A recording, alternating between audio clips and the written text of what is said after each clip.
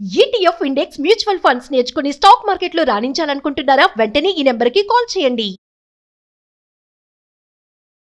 నమస్తే వనజ గారు. నమస్తే అండి. వనజ గారు, ఎలాంటి సిచ్యువేషన్లో ఉన్నామంటే, ఒకప్పుడు స్త్రీ మ్మ్. తనే మూలం. ఒక కుటుంబం తీసుకున్నాము, తను ఆరోగ్యంగా ఉందనుకోండి, ఇంట్లో ఉన్న స్త్రీ టోటల్ ఫ్యామిలీ అంతా ఆరోగ్యంగా ఉంటుంది. అంతే. అలాగే తన ఆలోచనలు బాగున్నాయంటే టోటల్ ఫ్యామిలీ అంతా రోల్ మోడల్ కదా ఒక కుటుంబాన్ని. అవును, అవును. ఆ కుటుంబమే సమాజం మ్మ్. కదా. కానీ ఎట్లా అయిపోయామంటే, ఇప్పుడు ఈ హర్యానా ఇష్యూనే తీసుకుందాం చూడండి. ఎంత క్రూయల్గా ఆడవాళ్ళు ఇట్లా ఆలోచిస్తున్నారా అని అనిపించేస్తూ ఉంది కదండి. ఇదివరకు మనము డొమెస్టిక్ వైలెన్స్ చూసేవాళ్ళం. అవును, అవును. దాన్ని మించి మరి ఇప్పుడు దీనికి ఏం పేరు పెట్టాలో, ఇలాంటి ఇష్యూస్ చాలా ఎక్కువ చూస్తూ ఉన్నాం ఈ మధ్య కాలం. Exactly. అంటే ఇప్పుడు మనం అమ్మ మనసు, ఆడదానికి అమ్మ మనసు ఉంటుంది అని చదువుతూ వింటూ వచ్చాము. అవును. ఇప్పుడు అది ఎక్కడా లేదు. ఫస్ట్ అండ్ ఆ ఫార్మోస్ట్ సున్నితత్వం కానీ సున్నితత్వం లేదు. క్షమాగుణం నాకేమనిపిస్తుంది అంటే ఒక రాక్షస జాతి అనుకుంటాం కదా. ఆ రాక్షస జాతి అంతా ఇప్పుడు వస్తున్నారేమో పిల్లలు, ఒక జనరేషన్ అనొచ్చు నిజంగా. ఆడపిల్లలు కరెక్ట్గా చెప్పారండి. ఆ సున్నితత్వం లేదు, ఆ ఎమోషన్స్ లేవు వాళ్ళకి, ఫ్యామిలీ వాల్యూస్ లేవు. వాల్యూ సిస్టమ్ మొత్తం షాటర్ అయిపోతేనే ఇట్లాంటివన్నీ వస్తాయండి. నిజమండి. సెల్ఫిష్నెస్. పిల్లలు ఏం చేస్తున్నారంటే ఈ మధ్య ఇప్పుడు యంగ్ కపుల్, మీరు అన్నారు హర్యానా అవును. ఇష్యూ, యంగ్ కపుల్ వాళ్ళకి ఏంటంటే నా వరకు నా ఆనందము నేను. ఇప్పుడు ఏమైపోయిందంటే ఈ కాన్సెప్ట్స్ ఎక్కువ వచ్చేస్తున్నాయి కదా. My life, self self self my life, my space అన్న వర్డ్స్ ఇవన్నీ ఎక్కువైపోయి ఈ మధ్యకాలంలో. అవి ఎక్కువ వాటి మీద ఎక్కువ ఫోకస్ అయిపోయాయి అనమాట. నా స్పేస్, నా లైఫ్ ఎక్కువ. Too much of independence, financial independence, luxury, lust most important. అవునండి. ఒక మనిషి సరిపోవట్లేదు కదండి ఆ ప్రాసెస్లో. అందుకని ఎక్స్ట్రా మ్యారిటల్ అఫైర్స్ ఎక్కువైపోయినాయి. మనకేంటంటే ఒకప్పుడు ఎట్లా చెప్పేవారంటే పాపము ఇవన్నీ నేర్పించేవాళ్ళు. ఇప్పుడు ఒక ఎక్స్ట్రా మ్యారిటల్ అఫైర్లోకి వెళ్తున్నామంటే మనకి పాప భీతి ఇవన్నీ ఉండేవి. ఫ్యామిలీ ఈ వాల్యూస్ ఏమైపోతాయి, పరువు ఏమైపోతుంది. ఇప్పుడు మనసులో కోరిక ఎంతైనా ఉండనివ్వండి, కాకపోతే మనం ఒక కట్టుబడి ఉండేవాళ్ళం ఒక ఫ్యామిలీకి, ఒక హస్బెండ్కి, ఒక వైఫ్కి. అవన్నీ ఇప్పుడు లేవు కదండి. అవన్నీ బ్యారియర్స్ అన్నీ ఇట్లా తెంపేసుకున్నారనమాట. అంటే ఒక రిలేషన్లోకి వెళ్ళినా కూడా నలుగురిలో మనం పెళ్ళి అనే దానికి పూర్తిగా 100% మనం అంతా కూడా గౌరవం ఇస్తాం కదా వనజ గారు. అవును అండి. కమిట్మెంట్, మ్యారేజ్ అంటే commitment towards before everything. That మనం ఎవరు అమ్మాయి కానీ అబ్బాయి కానీ ఎలా ఉన్నా కూడా ఒకవేళ ఆఫ్టర్ మ్యారేజ్ మాత్రం కరెక్ట్గా, అంటే మనం ఎవరైతే మనల్ని నమ్మి వచ్చారో వాళ్ళతో జీవితాంతం సాగటమే మన సిస్టమ్. అంతే కదండి, అదే సిస్టమ్. ఇప్పుడు అది ఏమైపోయిందంటే దాన్ని మనం బ్రేక్ చేసేసి రకరకాల పేర్లు ఇచ్చేసి, అన్నిటికంటే వర్స్ట్ థింగ్ నాకేమనిపిస్తుంటే ఈ మధ్యకాలంలో వచ్చే జడ్జ్మెంట్స్ ఏవైతే ఉన్నాయో, ఎవరన్నా ఎవరితోటన్నా ఉండొచ్చు, ఎక్స్ట్రా మ్యారిటల్ అఫైర్స్ తప్పు కాదు. అది తప్పు అంటే నార్మల్గా అంటే లా ప్రకారం తప్పు కాదు. బట్ ఒక మనిషి ఎమోషన్గా, ఒక ఫ్యామిలీ పరువు ప్రతిష్టలు ఇవన్నీ చూసుకుంటే ఇట్స్ అ బిగ్గెస్ట్ సిన్. అవునండి యాక్చువల్గా. కాబట్టి ఏంటంటే ఇప్పుడు మనం చూసి ఈ ఒక్క కేసే కదండి, ఇప్పుడు లాస్ట్ ఫ్యూ మంత్స్ నుంచి చూస్తుంటే ఆడవాళ్ళే ఎక్కువగా మర్డర్ చేసేసి బిహేవ్ చేసేసి చాలా చాలా క్రూయల్గా. మగవాళ్ళు చేసినవి కూడా ఉన్నాయి, కాకపోతే ఇప్పుడు ఆడవాళ్ళ నుంచి జాగ్రత్త పడాలి అన్న సిచ్యువేషన్ ఇప్పుడు పరిస్థితి. అంటే మనం ఇన్స్టాలో వాటిలో చూస్తున్నామండి. పెళ్ళి అనేసరికి మగపిల్లలు భయపడిపోతున్నారంట. అమ్మో అమ్మాయి వద్దు, అమ్మాయిని పెళ్లి చేసుకోవద్దు. వాళ్ళు చూస్తున్నారు కదండి బయట ఎట్లా ఉంటున్నారు అమ్మాయిలు, ఏం చేసేస్తారు. కానీ ఎంత దారుణం కదండి. హనీమూన్ కని వెళ్ళి అంతే అట్లీస్ట్ ముందే చేసుకోకుండా ఉన్నా అయిపోయేది కదా. అంటే ఇక్కడ ఏంటంటే పేరెంట్స్ కూడా ఇప్పుడు ఒక ప్రపోజల్ పట్టుకెళ్తారండి అమ్మాయిలు. కొన్ని ప్రాంతాలలో ఇంకా పరువు హత్యలు అవుతున్నాయి, ఇంకా ఇవన్నీ హోల్డ్ చేసుకొని కూర్చుంటున్నారు. ఈ సిటీస్లో ఇట్లా కొంతమంది చాలా లిబరల్ అయిపోయారు, ఏమీ చూడరు. వయసులో ఆడపిల్ల పెద్దదైనా పర్వాలేదు, ఆడపిల్లకి ఆల్రెడీ యూనో మల్టిపుల్ మ్యారేజెస్ అయినా పర్వాలేదు, ఏదో ఒకటి చేసుకొని మీరు అట్లీస్ట్ కంటిన్యూ అయితే చాలు అన్న పరిస్థితులు ఇక్కడ. కొన్ని ప్రాంతాల్లో ఏంటంటే పరువు హత్యలు ఇంకా ఉన్నాయి, కాస్ట్ సిస్టమ్ ఇంకా నడుస్తుంది, మనకంటే తక్కువ కులం వాళ్ళని చేసుకోకూడదు, ఇవన్నీ ప్రాసెస్లో ఒప్పుకోరు అన్న ఒక దాంట్లో ఏం చేస్తుందంటే సరే చేసేసుకుంటే వాళ్ళ మాట కాదనకుండా చేసేసుకోవచ్చు. ఆ చేసుకునే ప్రాసెస్లో నాకు రావాల్సిన బెనిఫిట్స్ నాకు వస్తాయని ఆలోచించే ఆడపిల్లలు, దాని తర్వాత చక్కగా ఒక ట్రాప్ చేసి అలా చంపేసి నా లైఫ్ చచ్చిపోయాడు కాబట్టి నేను నా మీద సింపతితోటో మళ్ళా నాకు ఇంకొక మ్యారేజ్ అవ్వదు అన్న దాంతో వీడినే ఒప్పించి చేస్తారన్న కాన్సెప్ట్ ఉండొచ్చు మై మైండ్. అంతే కదా.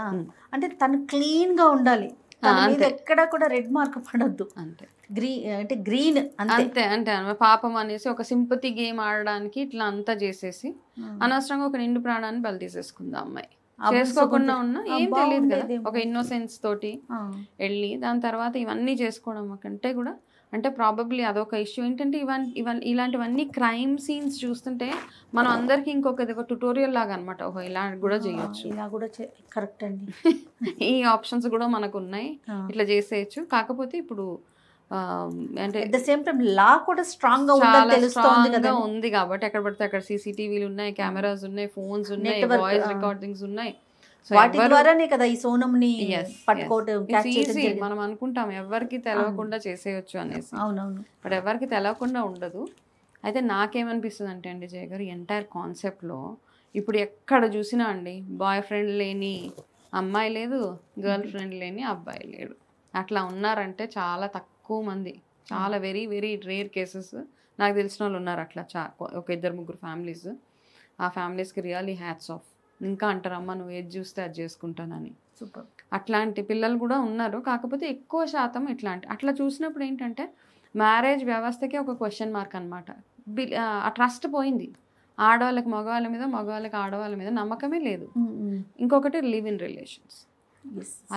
నాశనం చేయడానికి ప్రధాన కారణం కదా వనజ గారు. అంటే ఒక ఫీలింగ్ ఉండదు.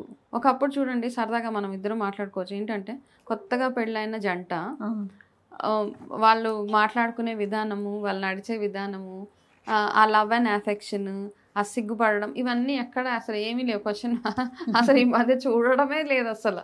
ఒకరి పక్కన ఒకరు కూర్చోవాలంటే సిగ్గుపడేవాళ్ళు, చాలా దూరంగా కూర్చునేవాళ్ళు. సో ఇవన్నీ అనమాట అండి, ఇవన్నీ లేవు అసలు ఇప్పుడు. అయితే మాటల్లో హస్బెండ్ని అరే తురే అంటున్నారు. నేను చాలా అంటే నేను ఇంకా ఓల్డ్ స్కూల్ ఆఫ్ థాట్సే మనం, మీరు కూడా కదా.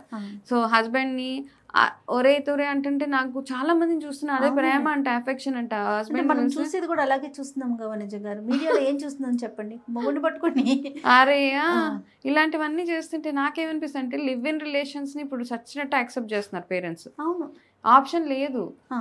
లివ్ ఇన్లో ఉంటే మా ఇద్దరికి మ్యారేజ్ చేయండి అంటే పోనీ ఆ మ్యారేజ్కి ఒక పెద్ద తతంగం, లక్షల కోట్లు ఖర్చు పెట్టి పెళ్ళంతా అయిపోయిన తర్వాత వీళ్ళకి ఒకరి మీద ఒకరికి బోరు కొడుతుంది.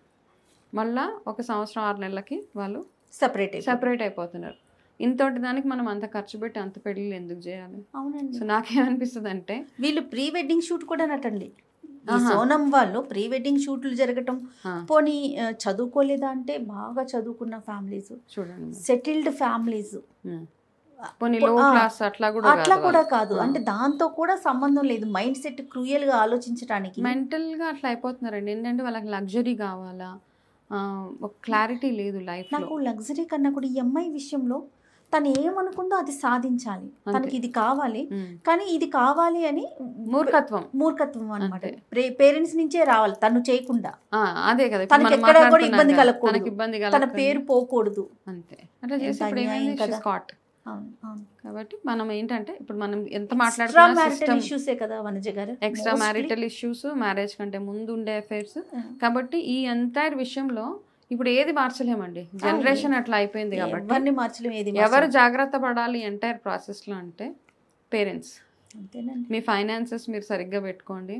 అనవసరంగా ఓవర్ బోర్డ్ అయిపోయి నా కూతురు అడిగింది కదా, నా కొడుకు అడిగాడు కదా అనేసి కోట్లు ఖర్చు పెట్టేసి మీ ఫ్యూచర్ కూడా ఆలోచించకుండా డబ్బులన్నీ తెచ్చి వీళ్ళకి ఖర్చు పెట్టేసి రేపు పొద్దున ఎలాగో ఊడిపోయే మ్యారేజెస్ ఇప్పుడు చాలా మటుకు.